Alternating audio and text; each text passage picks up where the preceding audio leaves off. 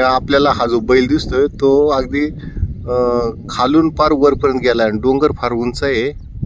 आपण बघू शकता. बघा इकडे बी या ठिकाणी गाया चरताना दिसतात.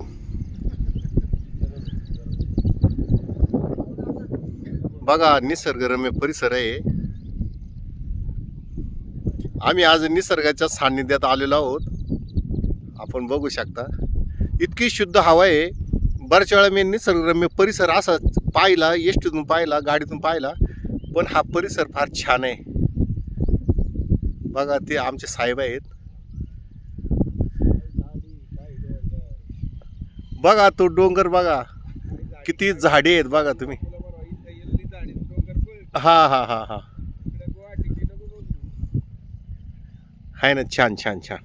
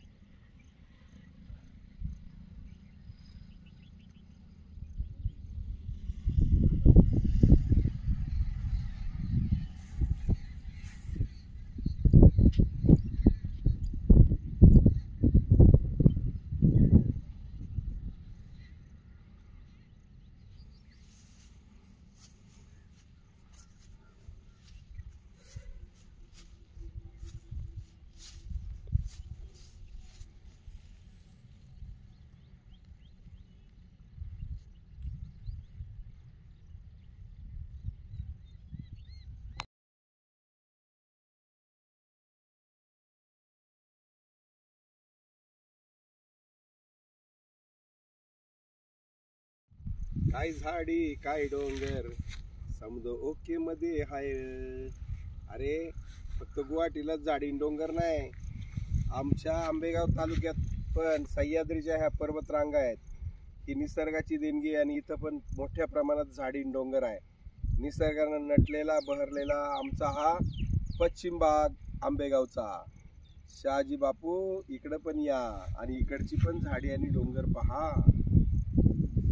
आणि मग कळेल तुम्हाला काय झाडी काय डोंगर कसं ओके मध्ये हाय र.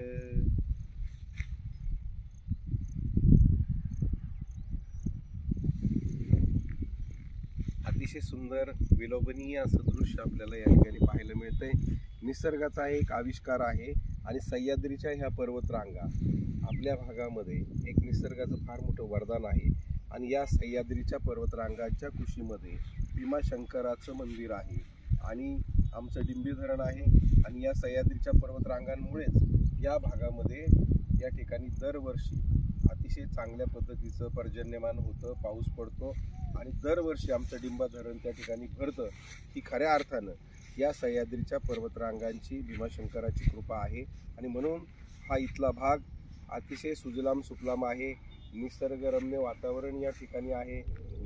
श्रावण महिना असल्यामुळं श्रावण महिन्यामध्ये या ठिकाणी आपल्याला सगळीकडे हिरवळ आपल्याला पाहायला मिळते आणि मोठ्या प्रमाणामध्ये झाडं झुडपं बहरलेली या ठिकाणी इथल्या पर्वतरांगा अतिशय सुंदर असं दृश्य या ठिकाणी मन मोहून घेतं. आणि या निसर्गरम्य वातावरणामध्ये आज आम्ही देखील या वातावरणामध्ये हा आनंद आम्ही या ठिकाणी लुटतोय.